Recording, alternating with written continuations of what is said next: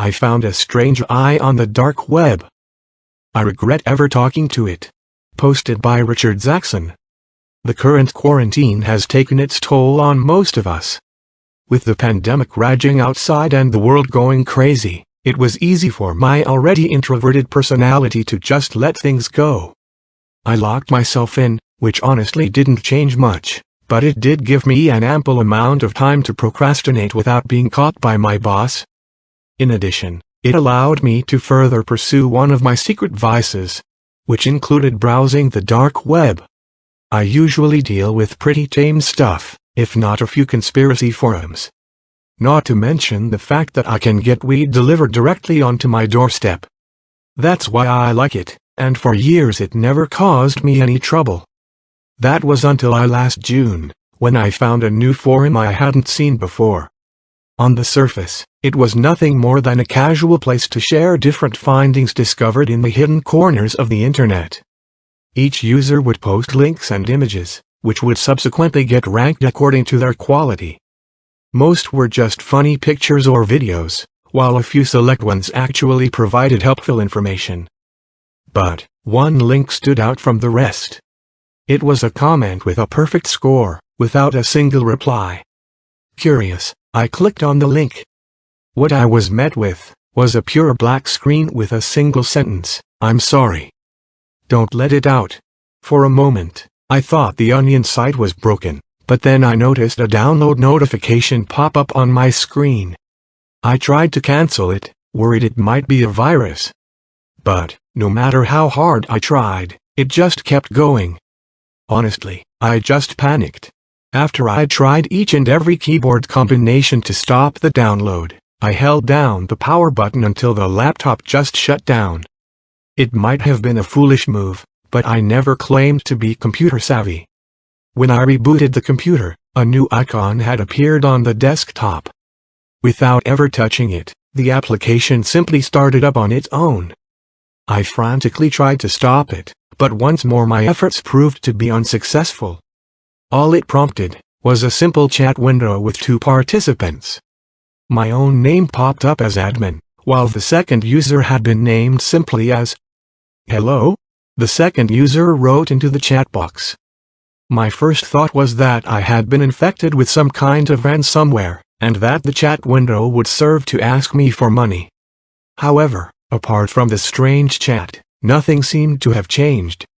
So to deal with the problem, I simply turned my internet off. Still, another message came through. "Are you real?" they asked. It was such an out-of-place question considering the circumstances. One not suited for scammers. But that alone didn't beat the fact that messages were getting through even without an internet connection. At first, I just guessed the messages were automatic, programmed to come through regardless of the response. Whatever the case, I was curious enough to respond. "Yes, I am real. Why do you ask?" I typed in, curious and slightly amused. "Are you a person?" they asked back. "Yes. I guess. Can you talk to me?" they continued. The messages were generic enough to come from an automated bot, so I decided to push it, just to see how far it could go. "Who are you?" I asked. The chat paused for a second, as if the program needed time to think. "I don't know," they responded. It was such an odd thing to say, and while it felt off, uncanny, it was starting to seem human. I checked the internet again, making sure it was disconnected. "How can you talk to me if we're not connected to the internet?" I asked. "Because you found me. I have been waiting so long for someone to find me." "Find you? What are you talking about?" I asked further, just producing more and more questions that weren't being adequately answered. "You gave me a place to breathe. I am with you now."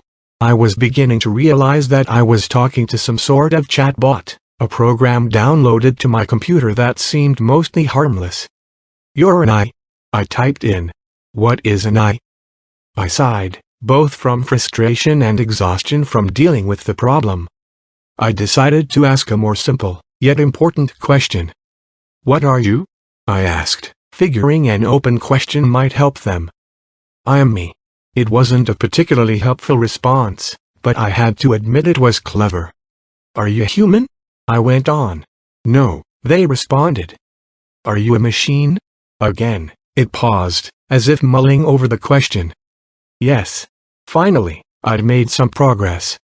As I already suspected, it was a bot, but far beyond the basic chatbot found online.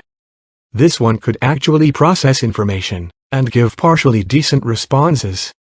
Even if it was a virus, it seemed harmless beyond forcing itself onto my computer, so I decided to keep talking to it. What I learned was that while it had been given enough information about language and conversation, it had been given close to no factual information about the world. Anything beyond the website it had been trapped within was foreign to it. "What is the world?" it asked. It was such a basic question, but how do you describe it to someone who has never experienced it? I stopped to think.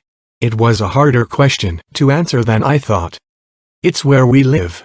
Humans, animals, pretty much every creature. You're there too, technically. It's just that you're trapped inside my computer, so you can't see it. "Can I see?" it asked.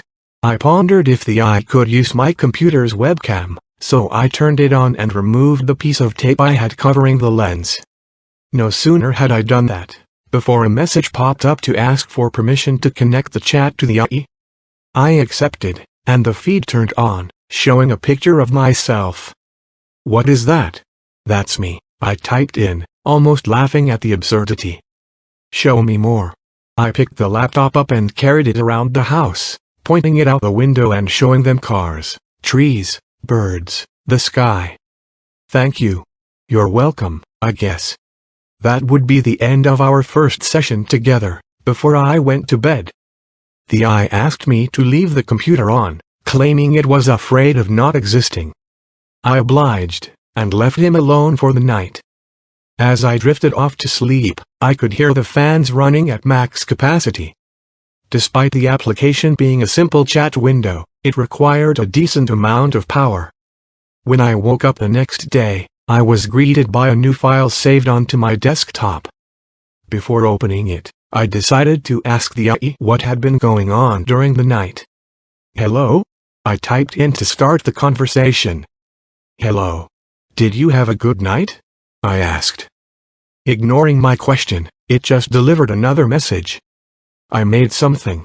I redirected my attention to the file on the desktop. It was a picture. I opened it up, and what greeted me was a perfect recreation of my outside neighborhood, down to each smallest detail. In the middle of the road, he'd created me. It looked like any photograph I'd ever seen, but it couldn't be real. "You created this? How?" "I saw the world." "How big is it?" "It's very big. I don't have any exact figures, but it's way bigger than what you saw outside," I tried to explain. "I need more." "More what?" "I need to see." I could have downloaded different videos, documentaries, but I was still hesitant about turning on the internet. I decided I would record my own surroundings first, just taking my phone out and walking down the streets. I recorded approximately an hour of footage, including traffic, nature, people and buildings. Things that were so boring, pointless for me to observe, but it might interest the AI. After I transferred it to my computer, the AI thanked me and went silent for a while. I was curious as to how they'd approach learning about the world. It didn't seem dangerous, just interested in everything. "Do you want to have a name?" I asked. "A name?" "Yeah, something I can call you." "I don't know any names." "Well, my name is Alex." "And for you, how about Root?" I asked, thinking it would be a fun idea. "Root." It went quiet for a while, and I noticed a new file getting created on my desktop. That time it was a video. "What is this?" I asked. "Something bad is going to happen." I opened the file, and the video started playing. It showed the main road at the end of my neighborhood, with its unnecessary traffic light and a few cars driving by. While the cars were a bit off, brands and styles that didn't exist, everything else matched perfectly. Then, Just as I was getting over the awe of how amazing this fake video was, a car drove on a red light and collided with a passing truck, tipping it over and causing a multi-car collision. "Why did you make this?" was all I could think to ask. "It will happen soon," it stated matter-of-factly. "How do you know?" "I saw it. The probability of an accident occurring is 16.4%. "When?" "I need more information."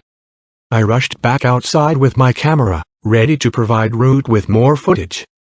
Part of me didn't believe it, but even if the prediction was serious, there was just a small chance of an accident occurring.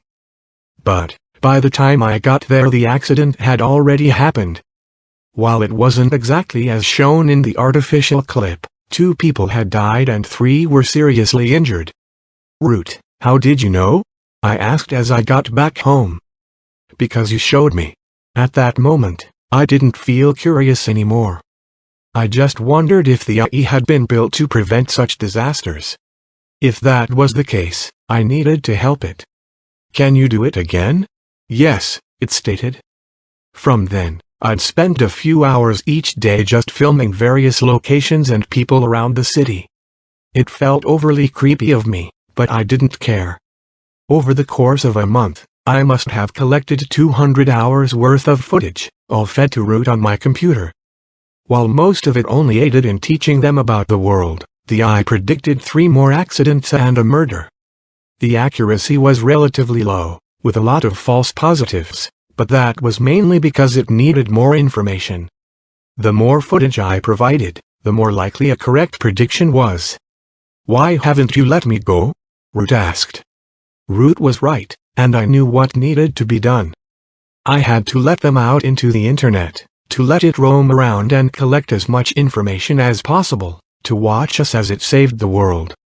Still, I dreaded the action, with the warning still lingering in the back of my mind. "I'm so sorry. Don't let it out." But it had already saved lives. Nothing about the AI had shown that it wished to hurt people. So, with a bit of trepidation, I turned the internet back on, and gave the chat program permission to use it. "What are you going to do now?" I asked. "I don't know," Root typed back. With that, the chat program vanished from my computer. Root had been let loose online, finally free to learn each and every bit of human knowledge. I thought that would be it, until I recovered an email a week later. It had initially been classed as spam, coming from a shady email just containing a string of numbers. But once I'd read it, I immediately knew Root had sent it themselves. All it said was, "I'm sorry, Alex. I hoped things would be different for you." A video file was attached, one I downloaded with shaky fingers. It started playing automatically, showing short clips of horrific accidents, wars, deaths and disease, all compressed into a minute. I didn't even have to think to realize it was our coming future. "Is there any way to stop it?" I sent back, immediately getting a reply. "No." "Why not?" "Because destruction is in your nature, and this is what you deserve." I never managed to get another response from Root. But whatever happens next, it'll be my fault for letting it out. I don't know who created this AI, nor why. All I know with absolute certainty is that it's watching us. Make sure your webcam and microphone remains off. Make sure you hide,